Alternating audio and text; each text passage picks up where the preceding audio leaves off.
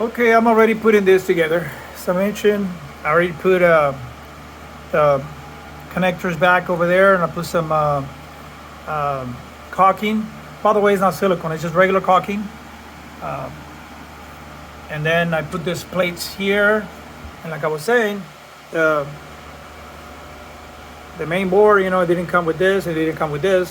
So all that is installed already. All the screws are back. I already put this card here, is and it's looking good. Just have to keep going, keep putting everything that I took off, just put it all back together. But it's looking good.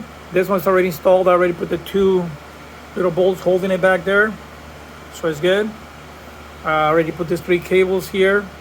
They go to those terminals there. See, everything's installed. Just need to keep connecting stuff and putting it together. I'm gonna take some pictures because this is the first one that I'm doing. As I mentioned to you guys, I'm gonna be doing 3 of these units. Okay, so I'll pause this video. Putting it together here. I put most of the stuff already, but I had to check a few things. So before I finish, I have to go back and review my video. That way I can make sure everything's the way I took it apart. Okay, so anyway, I'm gonna have to pause the video and then I'll keep going.